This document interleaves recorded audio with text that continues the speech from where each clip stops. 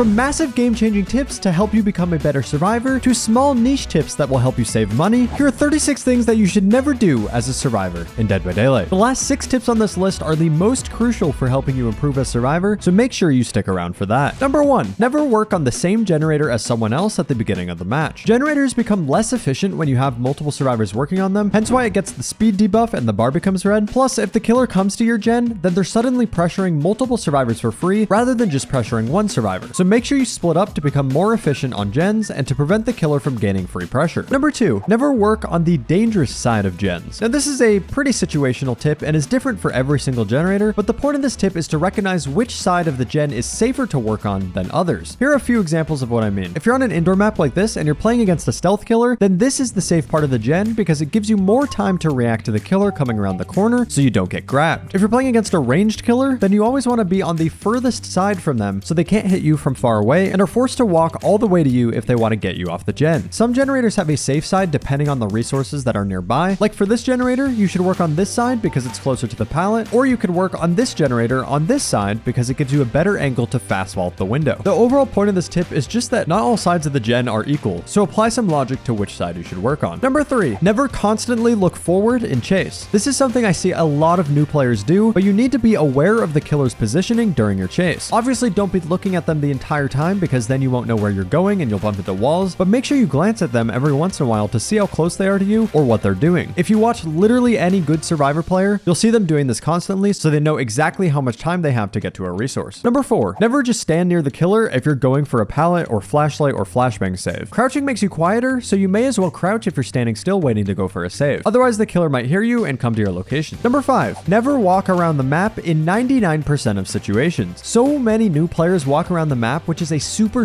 inefficient thing to do. I don't know if it's because they're scared or if they're not wanting to leave scratch marks or whatever, but I promise you it is not worth it. Here are the most common bad times I see people walking and why you should not do it. Number 1, saving your sprint burst. I see so many people walking around the map to save their sprint burst. The only time you should ever do this, in my opinion, is if you spawn near a generator. Then yes, obviously just save your sprint burst so that if the killer comes to you, you have it for when you're leaving. But other than that, you shouldn't be walking around the map to save your sprint burst or to get your exhaustion back. The time that it takes for you to get from one part of the map to another part of the map by walking completely mitigates the point of running this perk. Just pretend like you don't even have sprint burst on and let the exhaustion go down while you're working on objectives. Number 2, when someone else is in chase or you know the killer is on the other side of the map, obviously there is no reason to be stealthy if the killer is nowhere near you. That would just be a waste of time. So if you have the knowledge on the whereabouts of the killer, such as the fact that you can see when a survivor is being chased on your HUD, then there's no reason for you to be walking. And number 3, at the beginning of the match. Unless you're using a perk like Deliverance where you can't be the first survivor to be found, there's no reason to walk at the beginning of the match. Killers will always spawn on the complete opposite side of the map from you, so there's zero point in being stealthy. The match is the most survivor-sided it can be when the game starts, so take advantage of this by working on gens instead of walking around the map. Number 6, never constantly sprint in chase. Now this seems a bit counterintuitive, so let me explain why this is good. Yes, obviously if the killer is close to you, you should be sprinting, but if you have some distance and the killer doesn't have line of sight on you, you should walk for about a second or so. The game considers you in chase if you're within line of sight of the killer and sprinting, so if you break line of sight and start walking, you'll lose chase, which means you reset their bloodlust and you reset the number of times you can use a window vault. Number 7, never have an empty loadout. You get so many blood points nowadays that you'll always gain more items, add-ons, and offerings faster than you'll lose them, so you should always have a full loadout every time you load into a match. There are 0 exceptions for this rule. Number 8, never throw pallets at incorrect times. The general rule of thumb is unsafe pallets, which are pallets that killers can easily play around, should only be thrown if you can guarantee a stun, otherwise just don't use them. The only way to get away from an unsafe pallet in chase is if you get that stun, so that's why this rule exists. Safe pallets, which are pallets that killers can play around, but it's a lot more difficult, should be saved until you're injured, unless you're playing against a killer where being healthy is beneficial, like an Oni. And God pallets, which are pallets that killers have to break, like the Shack pallet, for example, should ideally be saved for later in the match when survivors are in more desperate times. Obviously, these are just general rules of thumb and they don't apply to every single situation, but this should help you save some resources a bit better. Number 9, never bring killers to gens that are currently being worked on. If you are in chase and you know the locations of gens that are being worked on, try to stay away from those locations as much as possible while in chase. If you can, pull the killer away from those gens so the survivors have more time to work on them. Otherwise, you're giving the killer free pressure for no reason. Number 10, never just automatically heal every single time you're injured. There's kind of this mental thing with new players where they feel very vulnerable when they're injured, which is fair enough, you are more vulnerable, but sometimes it's better to stay injured and prioritize other objectives like completing a generator or opening an exit gate rather than being healed immediately. Unfortunately, knowing when to stay injured and when to heal is something that requires a lot of game knowledge and experience, but just keep in the back of your mind that you don't always need to be healthy. This especially applies to killers like Plague and Legion. In like 90% of situations, you should never heal against these killers. Number 11, never use 2 exhaustion perks in the same build. I know this is a pretty basic tip, but I figured I'd mention it anyway. Exhaustion perks such as Sprint Burst and Lithe are very strong when used properly, but they cause you to go exhausted every time you use them. However, this exhausted status effect applies to any exhaustion perk, so if you pair 2 exhaustion perks together, you're basically wasting a perk slot because you can only use one at a time. Like for the Sprint Burst and Lithe example, if you use your Sprint Burst, then you become exhausted, which means you can't use Lithe until your exhaustion cooldown is done. But then if you sprint again, then you use your Sprint Burst, and then you're just not using your Lithe at all. Number 12, never vault or throw a pallet after getting hit. The game gives you a free speed boost after getting hit for a reason, and it's so you can gain distance on the killer. But if you vault or throw a pallet after getting hit, you're not only potentially wasting a pallet, but you're also wasting your speed boost, so never ever do this. Number 13, never throw a pallet if you think you'll get hit through it. If killers are close enough, they can hit you the split second before you stun them, so if you think that they're close enough to do this, then there is 0 point in wasting the pallet if you're gonna get hit anyway. Number 14, never use the Shrine of Secrets for free characters perks. Yes, it takes a long time to unlock characters with the iridescent shards, but I promise you it'll take even longer if you spend those shards on the Shrine of Secrets. I am an avid Shrine of Secrets hater unless you don't want to spend money on a licensed character but you still want their perks, but for characters that you can just get for free with Eerie shards, you may as well just save up for them unless you're literally never going to buy that character. Number 15, never 99 exit gates unless you are resetting. 99ing exit gates is a bit of an outdated tip, and people have started to realize that 99ing the gates gets survivors killed more often than the endgame collapse. So unless you're resetting near the exit gate so you can go for a save, or in very specific situations where you think you need more than 2 minutes, then just open the door. Number 16, never show yourself if the killer begins to slug and you are nearby. This one seems pretty common sense, but I see a lot of people doing it. Be very aware of the situation at hand. If the killer starts to slug and you show yourself, you give them a reason to continue slugging. Obviously, you can use this to your advantage if the person on the ground has like Unbreakable or something, but if you just happen to be nearby or are in a risky situation, try to play stealthy if the killer is looking around to force them to pick up or to leave the area. Number 17, never complete the wrong generators first. In most situations, there are certain generators that you want to prioritize completing first. Here are the 3 most important ones that I would recommend. Number 1, generators toward the middle of the map. If you complete the gens on the edges of the map first, then the killer is able to easily patrol the gens in the middle of the map because they're close together. But on the other hand, if you complete the middle gens first, then the killer has to spend so much more time patrolling the gens on the edges of the map because they're further away. 2, easy to reach generators. Some gens take a very long time to get to for the killer, such as the generator on the top story of Dead Dog Saloon, so you should save these for later for a very similar reason to saving the edge gens for later, since it'll take the killer longer to patrol it. Like for this Dead Dog generator, the killer has to go all the way to the back of the main building and then all the way around to the front just to get to the generator, so it wastes so much of their time. And number 3, gens in unsafe areas. Sometimes gens can spawn in really bad areas, whether that be in a dangerous spot where stealth killers can sneak up on you, or if there's just like no pallets or windows nearby and you're in a complete dead zone. So if you're able to, it's worth it to try to force these gens done early when it's less risky for you to take damage than to save them for later when you might be down a teammate or you're on your last hook stage or something. A great example of generators that apply to all 3 of these situations would be the 2 gens that spawn in the middle of RPD because they're centralized, have a very little amount of resources nearby, and are super easy for the killer to get to. So if you're ever playing on this map, you should really prioritize getting those 2 specific gens done first. Number 18, never go down near the basement if you're playing against a killer like Huntress or Bubba, etc. Some killers gain a significant advantage if they hook a survivor in the basement because they have really high snowball potential. So if you're ever playing against one of these killers, make sure you take note of where the basement spawned and try to stay away from that area. It's better to have a shorter chase and not get hooked in the basement against these killers than it is to have a longer chase. Number 19, never medium vault a window if the killer is relatively close to you. Medium vaults keep your hitbox on the window for a lot longer than fast vaults, so it's very easy for the killer to hit you through the window even if it looks like your animation is almost done. If the killer is close enough where you think they'll be able to hit you through the window, then your last resort should be pretending to go for a fast vault by swinging wide and then faking the vault to get them to swing. If they fall for it, it'll give you enough distance to make it to another resource and continue the chase. Number 20, never camp pallets. Camping pallets is like one of the worst things you can do in this game. The entire point of this game is resource management and stalling the killer for as long as possible to let the other survivors work on gens. If you just stand next to the pallets and wait until the killer gets close to it so you can throw it, you're not only throwing the pallet, but you're also throwing the whole game. You should always